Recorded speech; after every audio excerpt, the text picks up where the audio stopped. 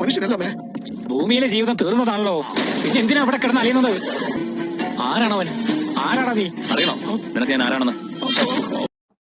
Hello friends, അങ്ങനെ നമ്മുടെ മഹാലക്ഷ്മി മഹാ എപ്പിസോഡ് ഒരു രക്ഷയില്ല. നമ്മുടെ പ്രതാപനും മുത്തശ്ശിയും കൂടെ ഇങ്ങനെ ഇരിക്കുമ്പോൾ നമ്മുടെ പ്രതാപം പറയുന്നുണ്ട്, ആ മാർക്കോ ഇല്ലേ അമ്മ, അവൻ ദൈവതുല്യനാണെന്ന് തോന്നുന്നു, അവൻ എവിടെ തിരിഞ്ഞാലും ഞാൻ കാണുന്നുണ്ട്, എന്തൊരു കഷ്ടാണ് അവൻ എന്നൊക്കെ പറഞ്ഞിട്ട് അവന്റെ പിന്നിൽ ഏതോ പിശാചാണോ ദൈവമാണോ എന്നറിയില്ല, എന്തൊക്കെയോ സംഭവങ്ങൾ ദുരൂഹമായിട്ടുണ്ട് എന്ന് നമ്മുടെ പ്രതാപം പറയുകയാണ്. അപ്പൊ നമ്മുടെ മുത്തശ്ശി പറയുന്നുണ്ട്, ശരിയാടാ, എനിക്കും അങ്ങനെ തോന്നിയിട്ടുണ്ടടാ എന്നൊക്കെ ഇങ്ങനെ പറയുകയാണ്.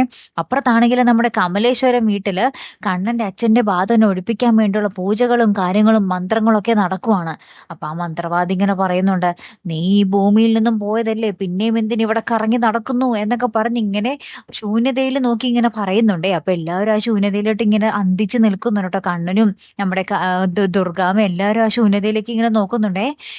ഇയാളിത് എങ്ങോട്ട് നോക്കിയാ ഈ പറയുന്നേ എന്നും പറഞ്ഞിട്ടെ അങ്ങനെ എല്ലാവരും പേടിച്ച് നിൽക്കുകയാണ്. അപ്പൊ കണ്ണന്റെ അച്ഛന്റെ ആത്മാവ് അവിടെ ഉണ്ടെന്ന് എല്ലാവർക്കും മനസ്സിലായി. അതിനിടയിലേക്ക് പക്ഷെ നമ്മുടെ മാർക്കോ ഇടിവെട്ട് പോലെ പാഞ്ഞു വരുന്നുണ്ട്. അപ്പൊ ഈ മാർക്കോന്റെ വരവ് കാണുമ്പോൾ മന്ത്രവാദി പറയുന്നുണ്ട്, ഈ ഇവിടത്തെ ഈ ഒഴിയാബാധയായി നടക്കുന്ന ആത്മാവും ഇവനും തമ്മിൽ എന്തോ ബന്ധമുണ്ട് എന്നിങ്ങനെ പറയുക കേട്ടോ.